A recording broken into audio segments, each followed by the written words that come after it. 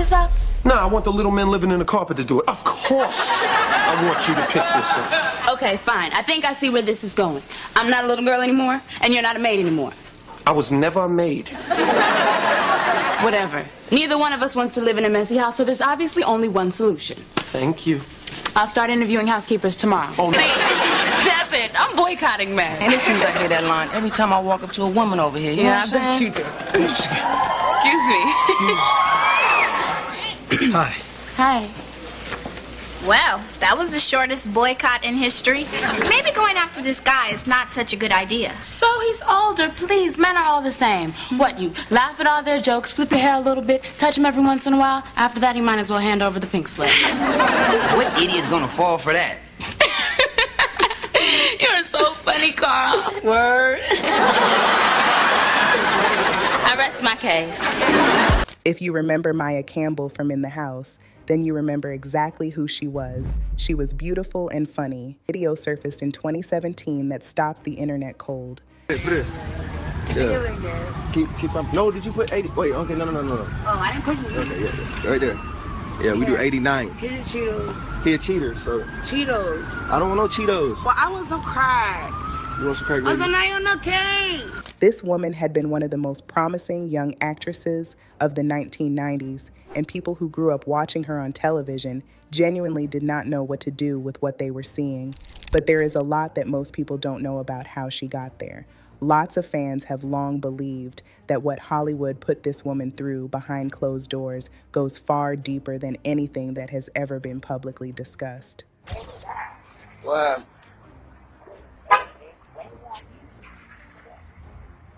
So what actually happened to Maya Campbell? And how does a woman this talented end up at a gas station asking strangers for drugs while someone films her? Let's get into it. Before any of this, Maya grew up with more talent surrounding her than most people see in a lifetime. Her mother was Bebe Moore Campbell, and if you don't know that name, you're young or oblivious. Bebe Moore Campbell was one of the most celebrated Black authors of her generation.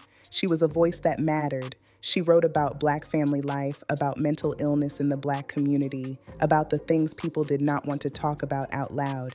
And she raised Maya in that world, in a world of storytelling, of language, of performance. So when Maya started acting, it was not so unexpected. She started getting work in the early 1990s, a role in South Central in 1992. About 30. Look, Greg, I don't mind hooking up to talk about college. Cool. Sharing is therapy for the soul. I read that in a fortune cookie. Or was it a tea bag? I don't know. Oh, thank you. I'm so thirsty. I don't know why my mouth is so dry. A small but memorable appearance in Poetic Justice in 1993, the John Singleton film starring Tupac and Janet Jackson, which at the time was one of the most talked about movies in the country. Don't be free. They got a gang of free tea. Girl, I didn't think about none of these brothers. So what y'all gonna do? Shit, we gonna eat. You crazy? This ain't your family. We Black. We all family. And then in 1995, she landed the role that changed everything. Tiffany Warren on In the House. LL Cool J was the lead.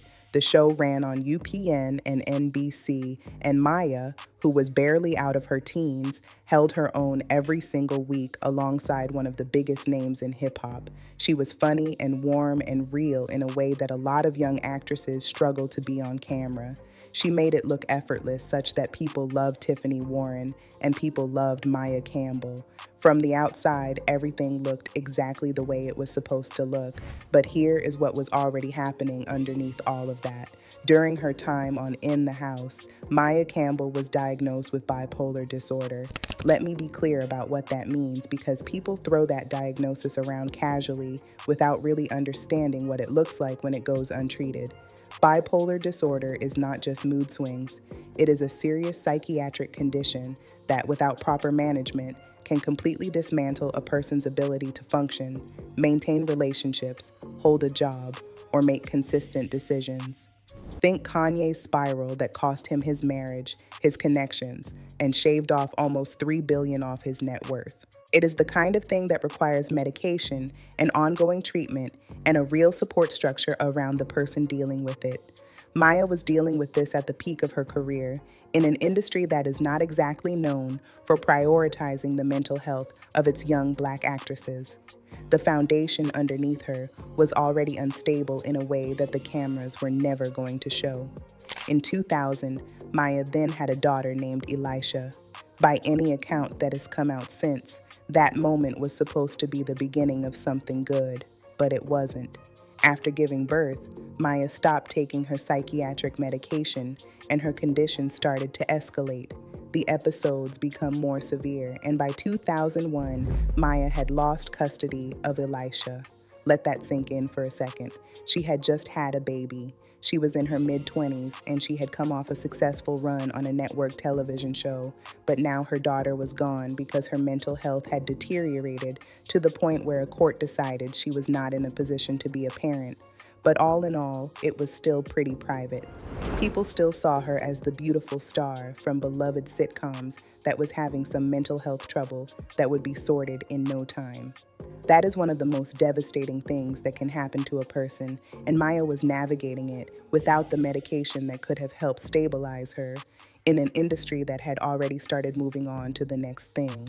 The roles slowed down, and the phone stopped ringing the way it used to, and through the early and mid-2000s, Maya Campbell largely disappeared from the screen.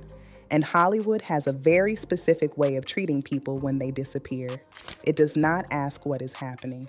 It does not check in. It does not advocate. And it just moves on because there are tens of thousands of other faces waiting, and there is always another young actress ready to step into the space that someone else just vacated. So the industry moved on. And Maya was left to deal with everything she was dealing with without the structure that regular work at least partially provides. Now, some fans have long believed that the industry's abandonment of Maya during this period was not entirely passive. Even though nothing is confirmed, a lot of people who followed her story closely have pointed to the specific timing of her career collapse, happening right as her mental health was becoming visible, and suggested that the doors did not just close on their own, that there were people in positions of power who knew what was happening to her and chose to protect their own interests instead of the person. By 2009, the story moved off the entertainment pages and into something more viral and more painful. Back in 2009, fans were shocked when they saw this video online, showing Maya gaunt and erratic, allegedly strung out on crystal meth. Why they find out your secret? Why they making a target out of me? A video surfaced showing Maya acting erratically in public, and the response from people online was not kind. It was not the kind of concerned conversation that maybe should have happened. There was a lot of gawking and sharing of the footage because it was shocking to see someone they remembered as beautiful and successful looking the way she looked in that video. And then her stepfather came forward publicly to confirm what a lot of people had been speculating. He said that Maya was struggling with mental illness and needed treatment, that what people were seeing in that footage was not a stunt and not entertainment. It was a real person in crisis. And I think about how heavy it must be to have your most vulnerable moments turned into content, to have people who grew up watching you on television now circulating videos of you falling apart, to have the internet laugh at the same person it used to admire. In 2010, Maya was arrested for petty theft.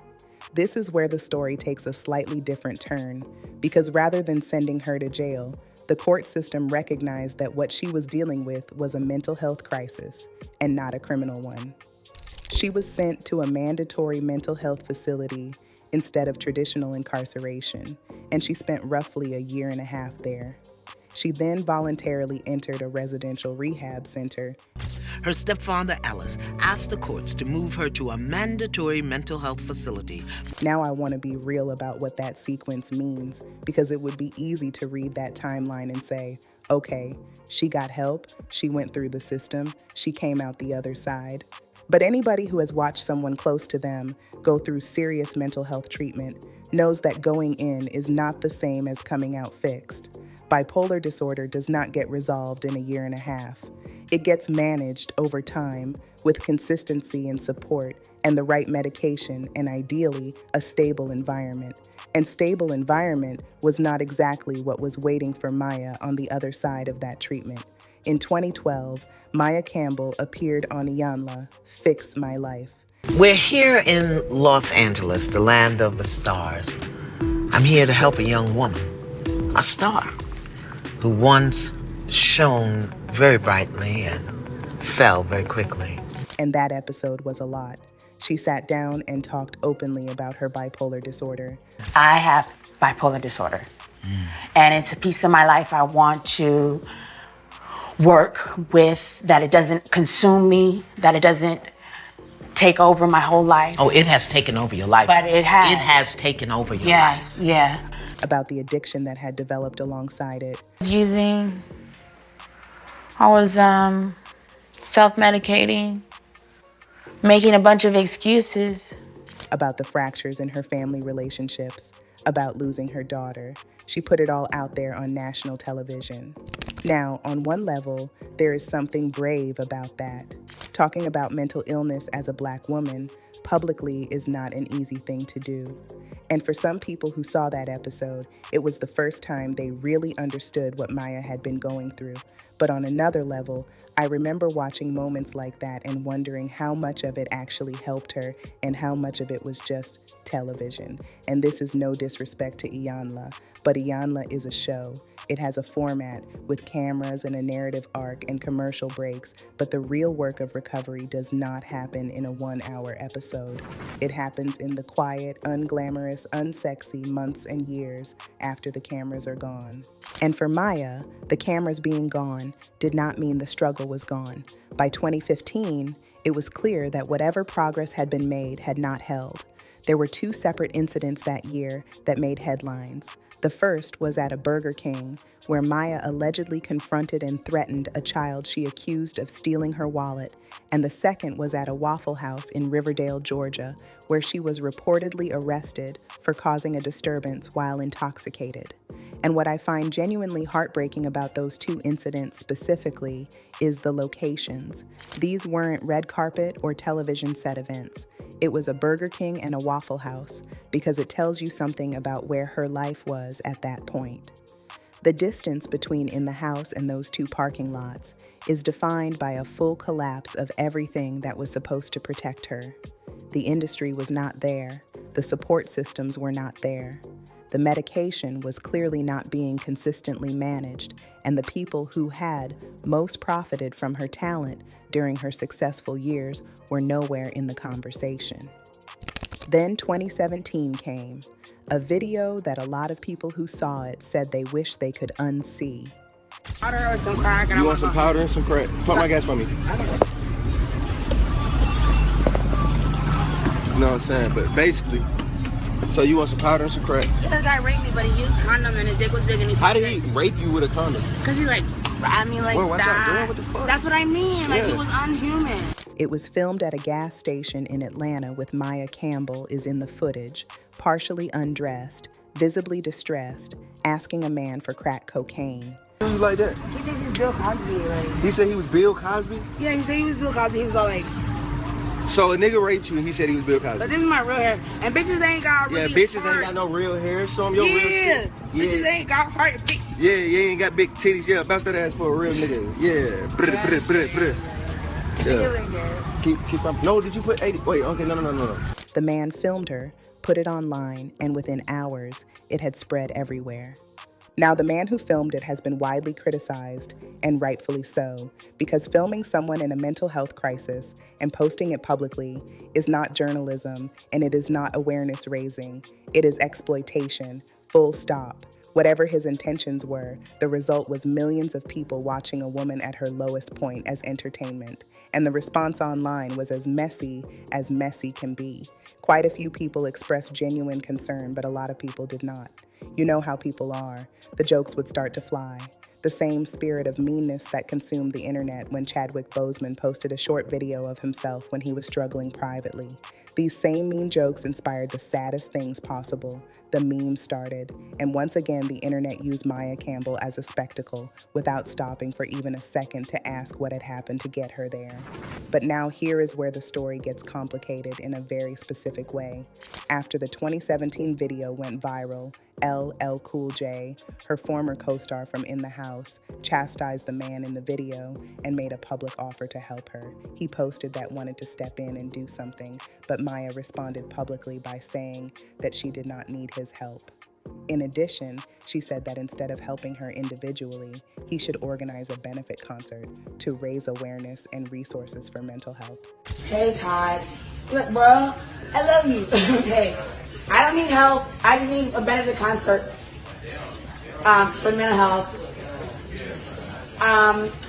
Don't TMZ me. It's really me. This is Daryl. And it's a shop that I temp at or whatever. We're good. Now, when I first heard about that response, I remember thinking it was sad. Like she was pushing away the help she needed. But the more I sat with it, the more I thought about what she actually said. She did not say, "Leave me alone." She said, "Do something bigger than me." She pointed to a systemic problem instead of just accepting a personal handout. And I am not saying she was in a place to clearly evaluate what kind of help she needed. She probably wasn't, and she has even come out later to attest to that. No, I forgot about the people that really love me, and I was like, I was calling, trying to get me in a rehab. He was trying to pay $60,000 a month to get me in a rehab back in. He was trying to call and get me back in LA, and family members and people around me, they just was like, nah, leave her. You know, we got her. We'll take care of it. You know, they wanted to act like they really knew what I needed and knew the love that some people had for me. They wanted to match energy, compete. Like, nah, we love her. Fuck it. We'll take care of her. No, you won't. Like, you know, it'd be just... But I do think that response says something about who Maya Campbell is underneath all of it. Because even in the middle of a crisis that had been playing out publicly for years, she was thinking about other people dealing with the same thing. Whether LL Cool J ever organized that benefit concert is a different conversation entirely, but there is another part of Maya's story that has circulated for years in conversations that never quite make it into the mainstream coverage. Lots of fans think that what happened to Maya Campbell in Hollywood goes deeper than a mental health crisis that fell through the cracks. Even though nothing has been confirmed, a lot of people who followed her story closely have pointed to specific patterns: the speed of her decline, the nature of the industry she came up in, the specific era she was working in. Many suggested that the entertainment system she was part of may have done things to her that she has never been in a stable enough position to fully discuss. Some conspiracy theories have gone as far as to suggest that her introduction to certain substances was not accidental, that the people around her during her peak years had interests that did not align with her long-term well-being. It's not confirmed, and it is important to say that clearly. But it is also important to say that the internet has not let this conversation go. And given everything that has come out in recent years about how young talent was treated in Hollywood during that era, the questions people are asking about Maya are not coming from nowhere. What has come out over the years through people who actually encountered Maya during her worst periods is that there were stretches of genuine homelessness, or at minimum, living situations so unstable that the distinction barely mattered. There are accounts from people who ran into her during that time, people who gave her food or clothes or a place to stay for a night, who described someone who was clearly aware of her own condition. It's being said that she doesn't seem like someone who had lost all sense of reality, but was more someone who knew exactly what was happening to her, but was trapped in it anyway. And that is somehow the part that hits hardest, because there is a version of this story where you can tell yourself the person does not understand what is happening to them. But when the person does understand, when they can see the gap between who they were and who they are, and they still cannot find a way out of it, that is a different kind of tragedy. That is what untreated mental illness actually looks like. It's more of a helplessness issue than an ignorance issue. Another piece of the story that doesn't get told often enough is the story of her mother, Bebby Moore Campbell, who died in 2006. She died of brain cancer at 56 years old, and she spent the final years of her life fighting for mental health awareness in the Black community specifically. She co-founded an organization called NAMI Inglewood to bring mental health resources to underserved Black communities. She wrote about it, spoke about it, and did everything in her power to put that conversation in front of people who needed it, and her own daughter was living inside that exact crisis. Consider the timing of her death on Maya. Maya lost her mother right in the middle of her most unstable years, the one person who understood both the illness and the stakes and the specific cultural weight of navigating all of it as a Black woman in America, gone at the exact moment Maya needed her most. I don't think it's a coincidence that things got visibly worse after 2006. But the most recent chapter of Maya Campbell's story is the one that feels the most fragile and the most hopeful at the same time. As recently as 2024 and into 2025, Maya has been showing up on social media, but the tone is different from what people had seen during the worst years. She is looking more like her old self. Hello, ma'am. I have a question. You want to rub my feet? They really, really hurt. Fans have noted positive interactions, and there have been posts that suggest she is in a more stable place. 2, 3, hold that. Hold that. 1, 2, and one more. 1, 2, 3. And perhaps most significantly, there have been signs of her reconnecting with her daughter. Careful here, because this is not a perfect redemption arc with a bow on it. There have been mixed reports about her sobriety over the years, and recovery from bipolar disorder and addiction is not a straight line. It is not something you fix once and then it stays fixed, because it requires constant management for the rest of your life. But there's the simple fact that she's still here, still showing up. After everything, the custody loss, the viral videos, the arrests, the gas station footage, the homelessness, the loss of her mother, Maya Campbell is still alive and still trying to reconnect with the people she loves. So what do we do with this? Maya Campbell was one of the most talented young actresses of her generation. Watch in the house and see what she does in scenes. She had something real that only crippling mental illnesses could have taken away. The entertainment industry took that talent, used it for as long as it was convenient, and then walked away the moment it became complicated. Her mental illness was not a secret. It was diagnosed while she was actively working, and yet the support that could have made a difference simply was not there. Her mother spent her final years fighting to make mental health care accessible in communities that needed it, and her daughter spent those same years falling through every crack that care was supposed to fill.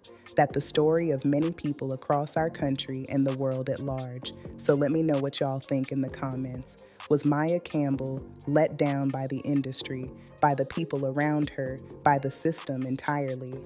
And do you think the conversation around mental health in Hollywood has actually changed since then? Or are we still watching the same thing happen to different people? Drop it below. I'll see y'all in the next one.